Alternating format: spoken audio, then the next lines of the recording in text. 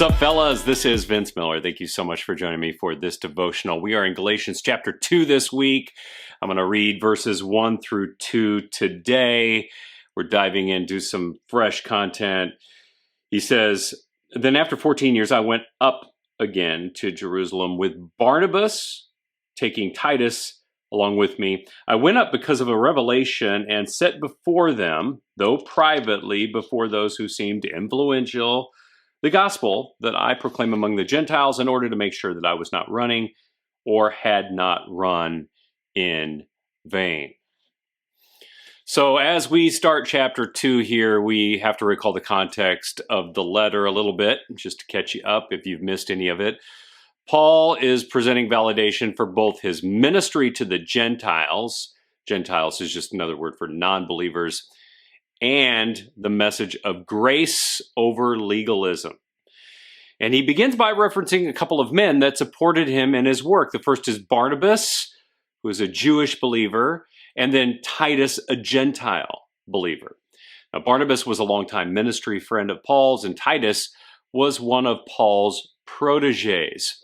And what he's laying out is a case for his fight against religious legalism that suggests non-believers need to perform certain Jewish rites before becoming a follower of Jesus. Namely, one rite, circumcision, a very sensitive matter for male converts nonetheless. But this matter cuts, quote cuts, to the heart of legalism by attacking one of the oldest rites of passage in the Jewish religion, a practice instituted by God and given to Abraham nonetheless.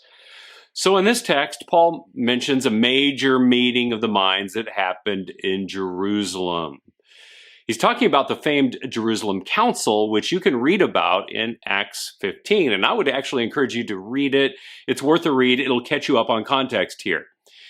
But at this meeting, they addressed the rite of circumcision.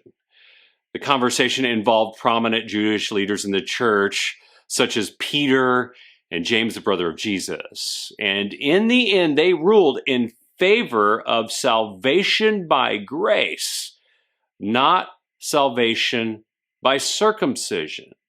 The ruling was stated this way by the apostle Peter in Acts chapter 15, verse 11. It states, "But we, the leaders, believe that Jews will be saved through the grace of Jesus just as Gentiles will." I want to encourage you to go back and read the context there. It's very important.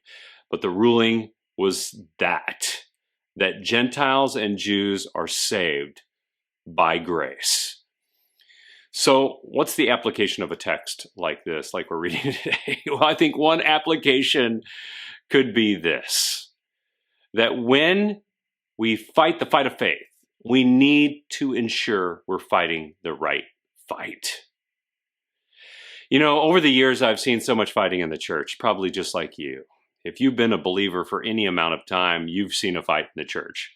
Fighting over senseless, stupid things that absorb so much energy and time, right? Fights over things that don't matter with people who merely like to fight.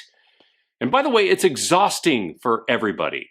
So stop it. It's exhausting for pastors. It's exhausting for people. It repels outsiders and it exhausts insiders. But there are certain battles that are worth fighting. They involve matters that affect the gospel.